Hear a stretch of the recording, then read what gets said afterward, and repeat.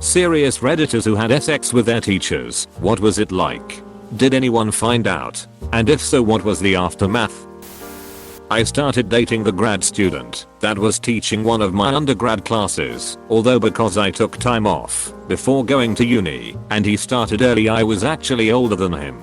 The uni had rules against the sort of thing, of course. We weren't found out until the spring quarter, at which time we were told to cease and desist, but by the time this happened we were engaged. The administration were happy for us, and we were all friends there. The department was like one big family, so instead they told us that for the rest of the year my exams and juries would have to be handled by another professor, and that our class sessions would be recorded to be sure there was no funny business or nepotism.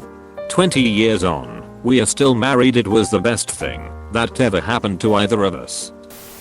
I had a restless relationship with one of my teachers when I was 17 years old. She was 24 years old, and I always found it such a shame we hadn't met elsewhere, because we got on so well. It started off because we used to make each other laugh. She had a wicked sense of humor and we bounced off each other and made the class laugh. We are both female, and she was a pet teacher, so the more friendly relationship seemed to be accepted. One day we bumped into each other outside of school, and I asked her if she wanted to go for coffee or something. I was having a rough day and felt I could talk to her. She already knew I was gay, as some of my friends knew, and she overheard us talking in the changing rooms. That day we just talked and talked and talked. Not even about Essex, but life in general, and I started to really fall for her.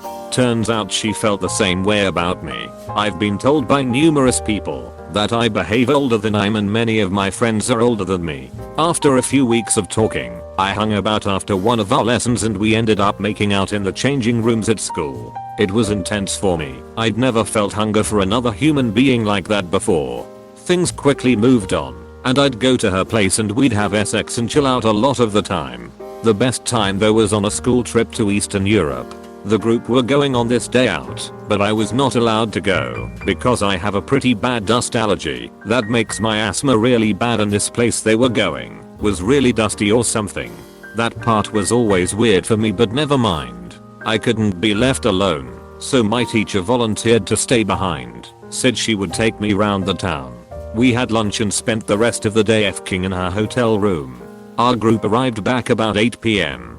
We intended to keep it going until I left school, but that was over a year away, and in the end the pressure got to us, and we ended it after about 5 months. She was a brilliant teacher, and the idea of her losing her job, never teaching again, and potentially going to prison caused me to break up with her. She was upset, as was I, but she understood. About a year or so ago she messaged me thanking me for doing that. Her career has thrived, and she's doing really well. She's also married now, and expecting child sperm donor, I believe. It was great while it lasted, and I'll never forget her. I just wish the circumstances were different, because I really believe that we could have been together forever. But then I don't believe there is only one person for everyone. I think you can find that in a number of people. Edit. A lot of people are commenting about my age at the time and the legality of it. Firstly, age on consent in England, where I'm from, is 16. Technically, it was illegal though, as she was a teacher and there is a law against that. For those of you throwing the term rape around, I advise you to be careful. For example, I could have left school at 16-year-old. Would it still be rape then? No, because I wasn't in full-time education.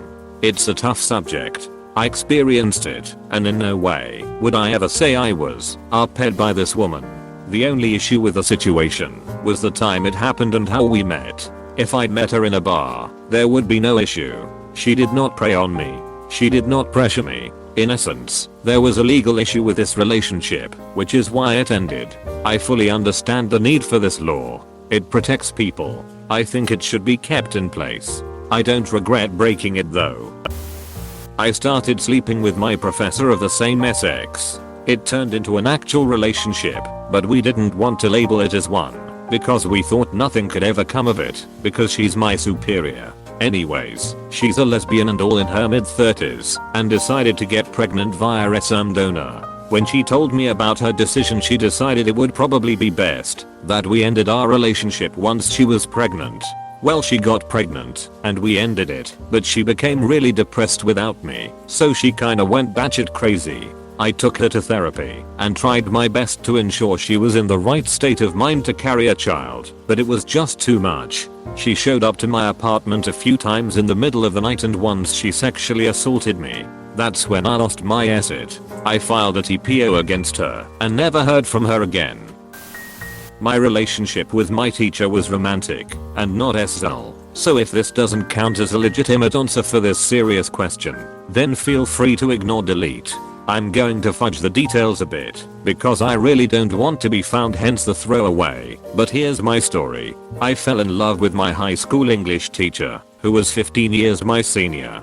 I was not 18, nor almost 18. It started by everyone giving him their phone number in case of emergency, and he started texting me. It wasn't anything sexy or even flirty, the texts were all very friendly and didn't have even a hint of subtext to them. I thought since I was such a good student, he just wanted to be my friend. I'm not totally sure what my thinking was. I was just thrilled to be getting attention from the youngest and most handsome teacher. I already had a pretty monster crush on him, but the semi-daily texts solidified it and multiplied it by around 1 billion. Additionally, I was learning how to flirt and be flirty, and I practiced that on him literally every day in class. And yet, I didn't consider that to be a reason he started texting me. Silly teen me. But the relationship didn't really start until a school field trip, which he was chaperoning. He sat next to me on the bus, because my usual bus buddy was feeling antisocial. We spent the whole time talking, and I was just thrilled that everyone's favorite teacher was paying special attention to me outside of texts. Like this all made it real. When he spoke to me, I felt like the world fell away and no one could possibly be as lucky as me. I lived for the attention. He spent the trip sneaking me secret smiles and winks, and I thought I was going to swoon to death or pass out. This was an overpass trip. Long story short, after massive amounts of flirting during this trip, I visited his room under some guise that I've now completely forgotten. He invited me in, and I stayed for the majority of the night. We listened to music, talked, and just enjoyed each other's company for hours and hours and hours. Just before the sun came up, he told me I should go back to my room to erase suspicion. He gave me a long tender hug, and I wanted to cry. I was so happy. I didn't get a ton of attention from guys, despite being, at least in my opinion, not terrible looking for an awkward teenager. But this experienced, older, gorgeous man found me fascinating and beautiful, as I learned that night, and all I wanted was for that hug to last for the rest of my life. I made it back to my room without suspicion, but I didn't sleep. I couldn't. The realization that I had just started an affair with my teacher was setting in, and there was no way in hell I was going to be able to sleep. Maybe ever. From then on, we texted every day, sometimes during school, sometimes during his class. MySpace was still a thing, so we chatted on that and on instant messaging. We couldn't get enough of each other. We spent as much time as humanly possible talking together and learning more about each other. I loved him with every fiber of my being, and I was sure he felt similarly. I felt like I knew him more than I knew myself. However, throughout all this talking, it never turned SL. We never talked about Essex. We hardly ever flirted with SL innuendos. I was young and both terrified and fascinated by sex. I hinted that I wanted to kiss him, and he returned the want, but we hadn't yet. I was also an extremely inexperienced teen, and didn't even fully understand what we would do outside of kissing, especially since I was definitely not 18. I would sometimes push my luck in person, and be particularly daring with my flirting using what I saw girls do on TV or in books, and he seemed flustered and receptive, but he also gave me variations on "you really shouldn't ask me that, do that," always with a sly grin. We went out on dates, disguised as learning opportunities, and we would hold hands and gaze into each other's eyes. We would sit on benches and hold each other. He would wrap his arms around my waist as we studied art and exhibits in various museums. He was my everything, and I suddenly couldn't imagine life without him. I didn't want to. Even the thought of him being away from me made me physically ill. Until one day, I was said to. I don't totally understand how, even to this day, but the police found out about our relationship, and it ended abruptly. No charges were pressed since, like I said, it wasn't a wrestle relationship and we hadn't even had the chance to kiss, let alone anything else. The time I spent with the detectives definitely fucked me up for a few years, but nothing compared to how fucked up I got when I had to let go of him. It was so goddamn f***ing painful. I had no idea what to do. The man who became my whole life, my whole existence, disappeared. He left school and moved away. That was that. I was gutted and couldn't stop crying. My parents were extremely understanding and believed me immediately when I said nothing physical happened besides holding hands and hugs. They didn't shame me or blame me, and they supported me throughout my distress and depression following what happened. I'm so thankful for them, because if they didn't react the way they did, I don't know what would have happened to my mental health and well-being.